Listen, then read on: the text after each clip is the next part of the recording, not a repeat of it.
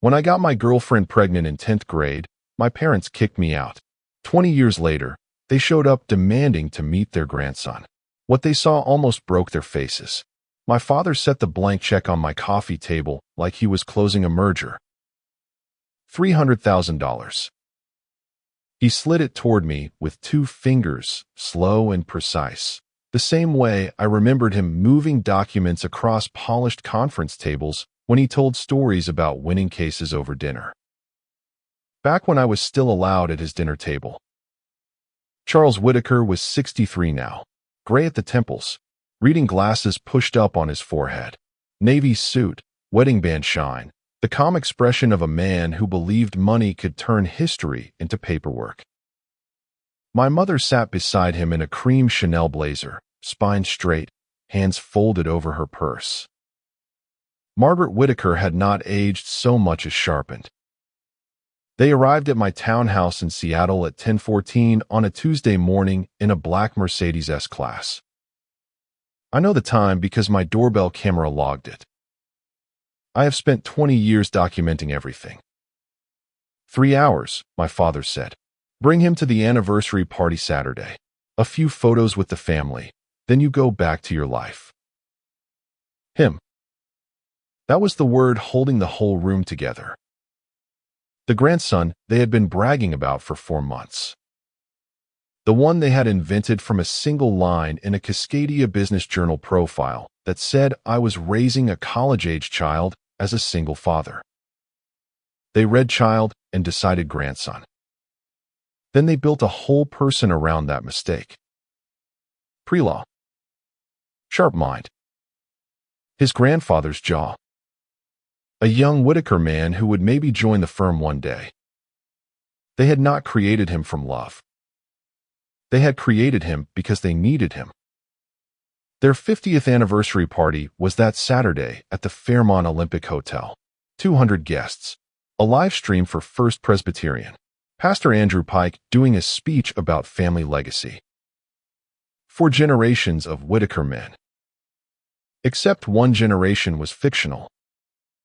And if I say no? I asked. My father's jaw tightened. I knew that tightening. I had last seen it 20 years earlier, right before he told me to get out of his house. Then we contact your child ourselves, he said. Explain the family history. There it was. Silk over a blade. My mother looked at me with that careful, public sadness she used when she wanted cruelty to look like concern. Caleb, she said, this can be handled beautifully if you let it. Footsteps came down the stairs behind me. Unhurried. Confident. June appeared in the doorway wearing a University of Washington hoodie, dark hair tied back, structural engineering textbook tucked under one arm. She looked at my parents. Then at the check. Then at me. My mother stood halfway up. Calculation crossed her face first. Then confusion. Then the beginning of understanding. Who is this? She asked. I looked at both of them. This is June, I said, your granddaughter. To understand why I kept my voice steady while my mother stared at the granddaughter she had erased before birth, you have to go back 20 years. Not to the money. Not to the article. To November 14th, 2004. Seattle rain. A Tuesday night. I was 16 years old, and I had been carrying a secret for 6 weeks that I knew would cost me everything. My name is Caleb Whitaker. In 2004, I was a sophomore at Ballard High School. Honor roll. Varsity debate. The kind of son my parents mentioned at law firm dinners when they needed proof the family was still producing correctly. My father, Charles Whitaker, was a senior partner at Whitaker & Sloan, a Seattle firm with his name on the wall and his ego built into the foundation. My mother, Margaret, managed our home and our reputation with the same cold efficiency. To her, those were not separate jobs. We were a family built on appearances. First Presbyterian on Sundays. Rotary breakfasts. Charity dinners. Neighbors who noticed which cars were in the driveway. A Christmas card photo taken seriously enough to require 3 outfit changes. I learned young that truth mattered less than presentation. You could be angry. You could be cruel. You could disappear someone from the story. As long as the room still looked respectable, my parents considered the structure sound. I told them after dinner. That is the detail I still remember, because the plates were still in the dishwasher and the house smelled like lemon soap and roasted chicken, ordinary things that had no idea they were about to become part of a memory I would carry for 20 years. My father was in the living room with a hardcover book open on his lap. My mother had her laptop balanced on one knee, reviewing the guest list for some charity breakfast. I stood in the doorway and said, "Kara is pregnant."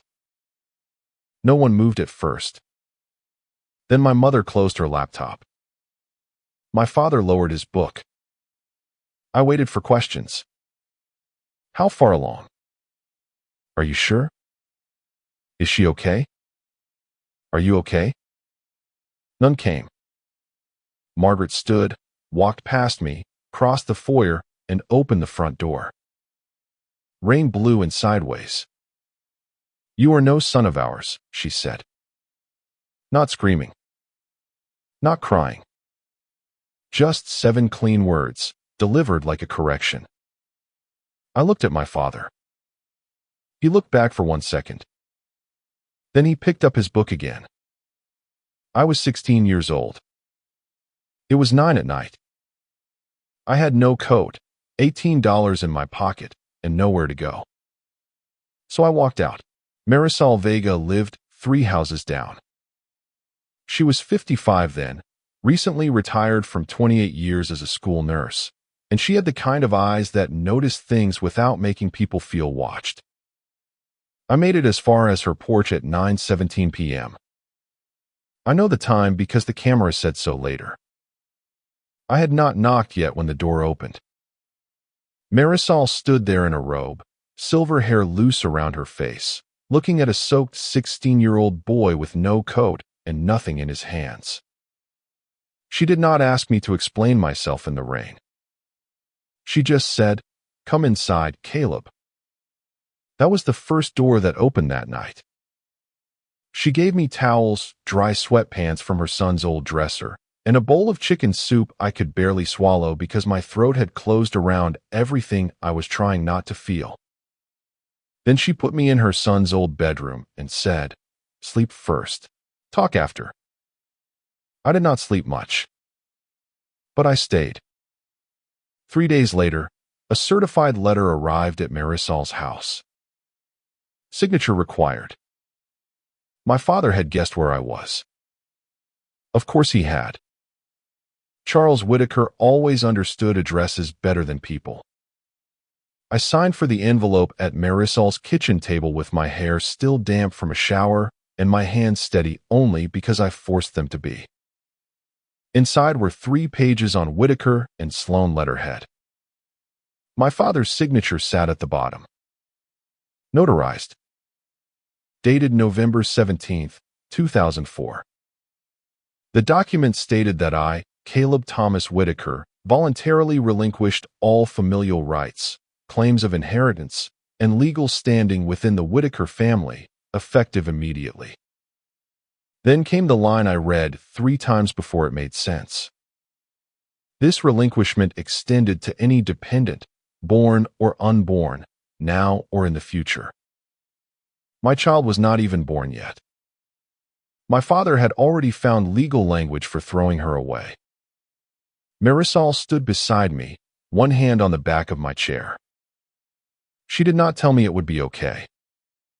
She knew better. I folded those pages, put them back in the envelope, and kept them. For 20 years, Marisol let me stay for 8 months. Not in the vague way adults sometimes say, "You can stay as long as you need," and then begin counting the days with their eyes.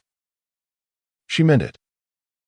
She drove me to meetings I was too young and too angry to understand. Social services, school counseling, legal aid, a county office with stained carpet and fluorescent lights where a caseworker named Denise Holloway looked at me over a stack of forms and did not treat me like a teenage mistake. Denise had worked for the county for 24 years. She had the voice of a woman who had seen every kind of disaster and still believed paperwork could keep a person from disappearing. "Keep copies," she told me during our second meeting. She slid a manila folder across the desk. "Every form, every letter, every appointment. If someone tells you something important, write it down the same day." Then she looked at me carefully. "Men like your father count on people like you losing paper." I was 16. I wrote it down. That habit became the architecture of my life. June was born April 3rd, 2005, at Swedish First Hill Hospital at 6:48 a.m., 7 pounds 4 ounces. Kara held her once, cried quietly, and told me she could not be anyone's mother yet. I did not hate her. She signed the custody papers later. Marisol was in the waiting room. No one named Whitaker came. I am going to move fast through the next 15 years. Not because they were easy. They were not. They were hard in the grinding, unphotogenic way that does not make good speeches. Diapers at 2 in the morning. GED worksheets at a kitchen table after June finally fell asleep.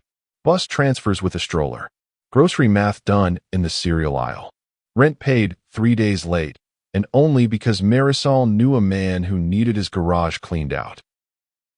But I do not want you to only understand what it cost. I want you to understand what I built. I got my GED at 17. Community college at 18.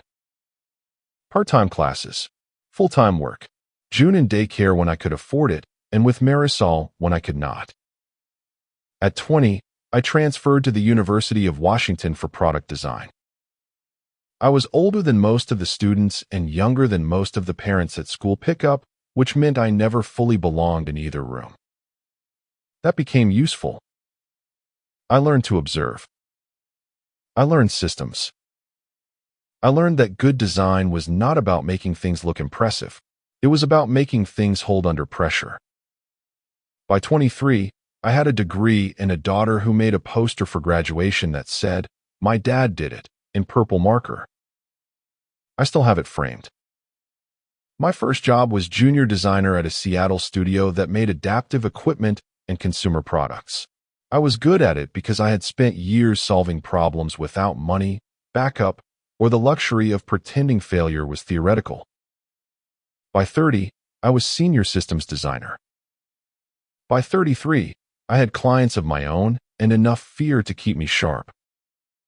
June in North Studio opened in 2015 in a rented space near Pioneer Square. 5 employees. 2 second-hand drafting tables. A coffee machine that worked only if you threatened it. I named it for June because she was never the thing that ruined my life. She was the reason I survived it. By 2024, we had 27 employees, $5.1 million in revenue, and a second office in Portland. That was when Cascadia Business Journal wrote the profile.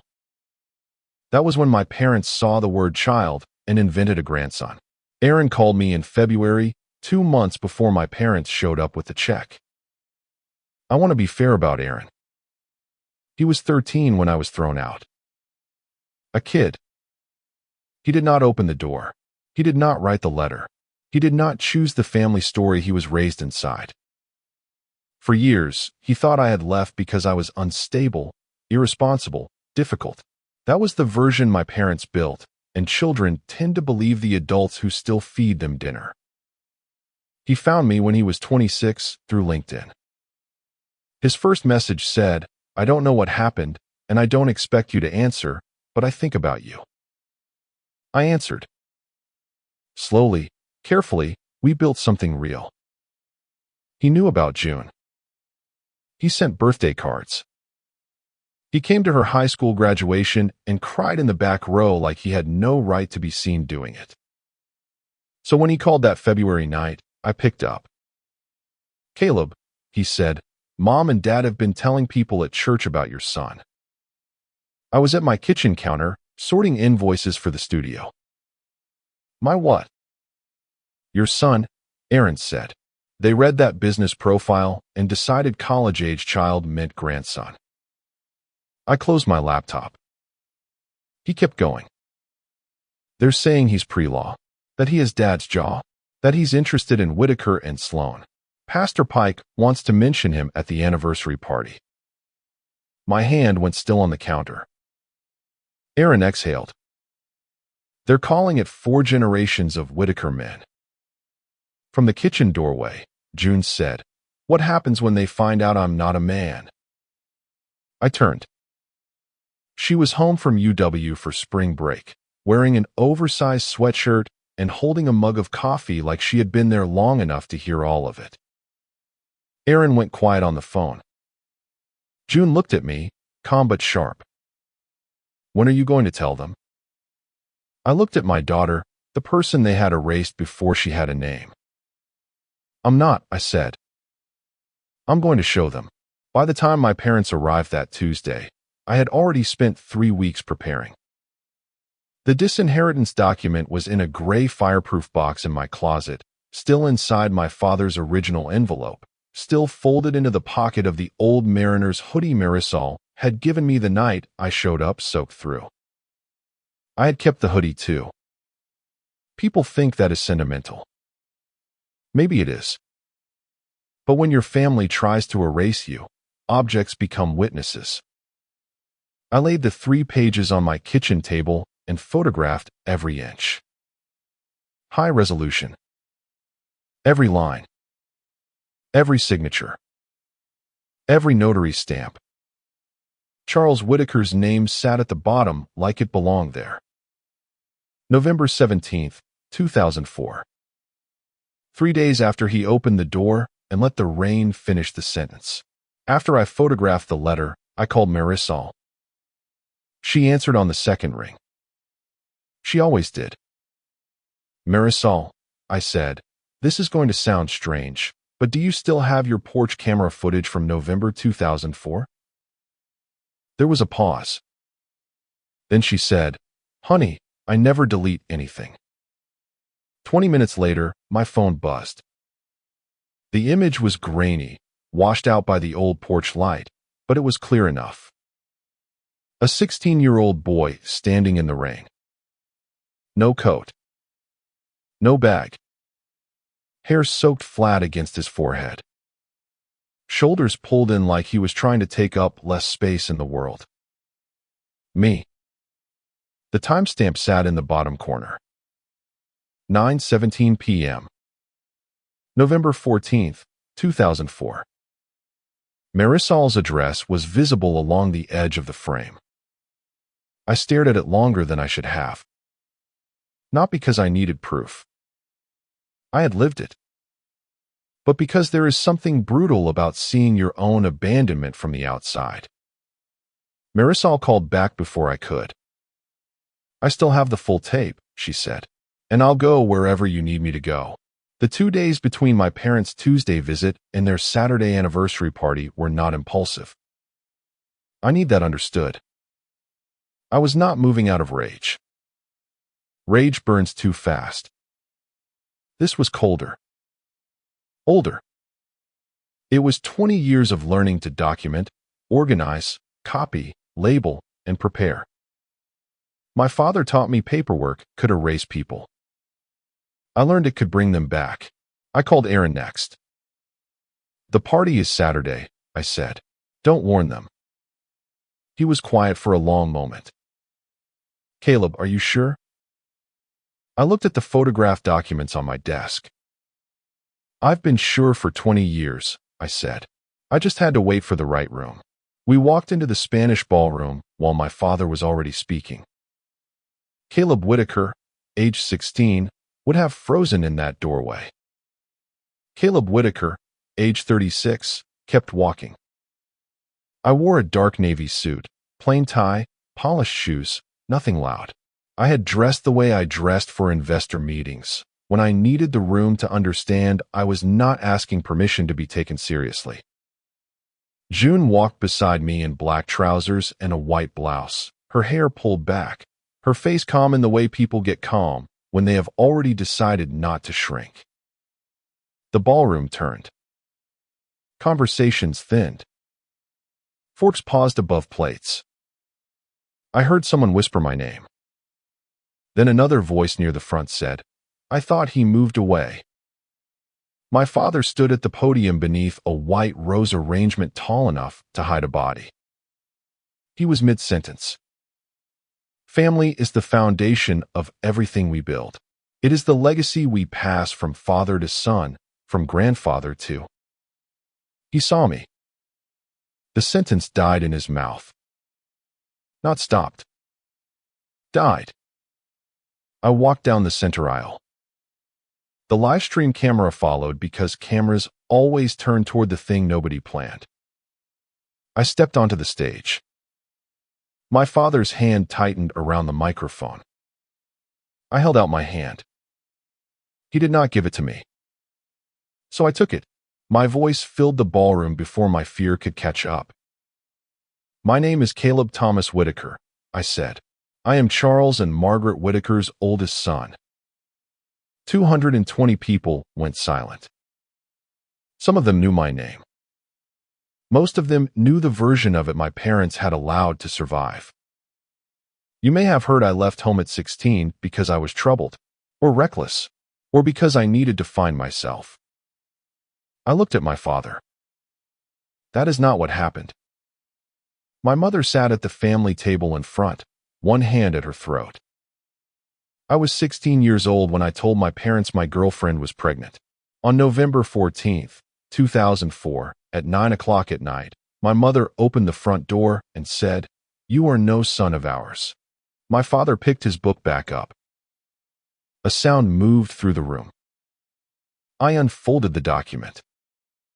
3 days later, I received this certified letter on Whitaker and Sloan letterhead. I held up the pages. My father's signature. Notary stamp. November 17th, 2004. It states that I voluntarily relinquished all familial rights, claims of inheritance, and legal standing within the Whitaker family. I paused. Then it extends that erasure to, and I'm quoting, "any dependent, born or unborn, now or in the future." June stepped onto the stage beside me. Calm. Straight-backed. 19 years old and more real than every lie they had told. "This is June," I said. "My daughter."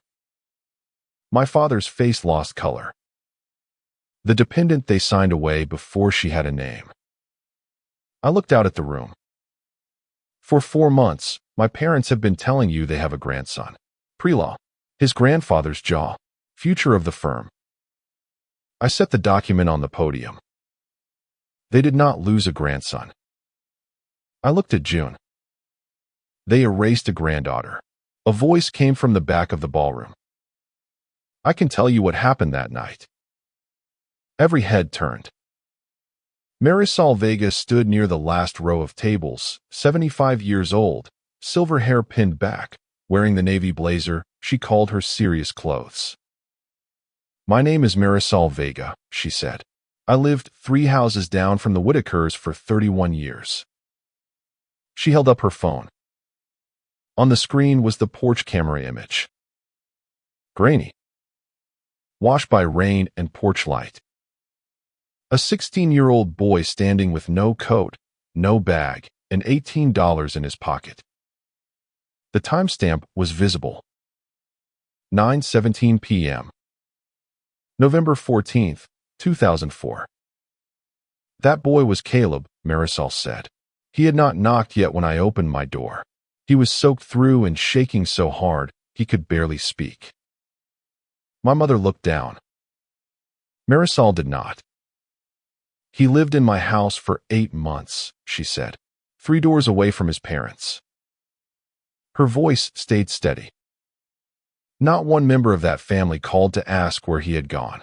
The silence after Marisol spoke did not feel empty. It felt occupied. By 20 years. By the rain. By the letter.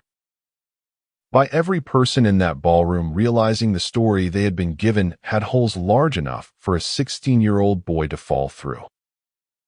My father reached for the microphone again. I stepped back. No, I said, I'm not finished. He froze.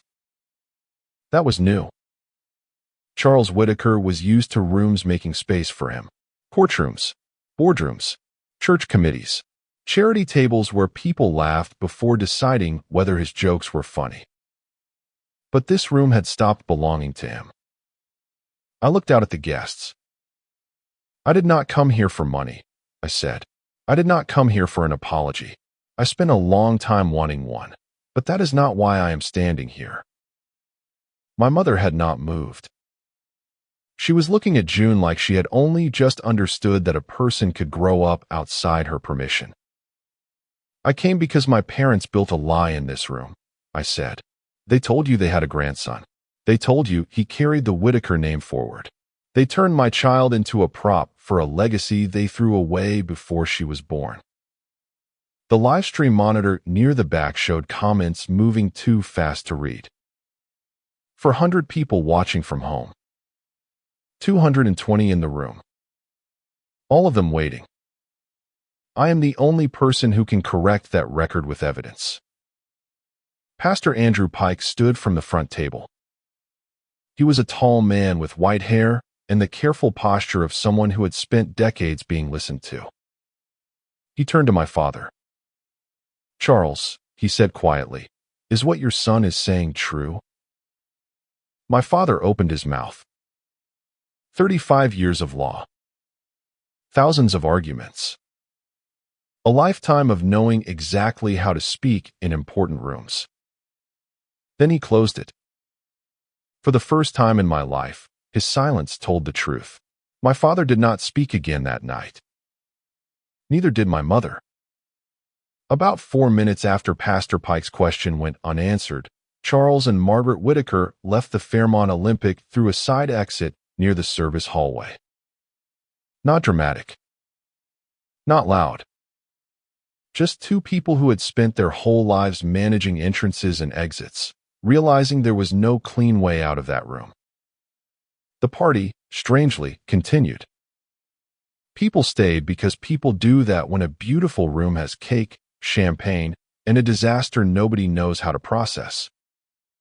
Some of my parents' friends came over. A few said they were sorry. A few said they had not known. I believed some of them. Not all. Aaron found me near the dessert table and hugged me so hard I felt the years between us fold in half. I should have found you sooner, he said. You were 13, I told him.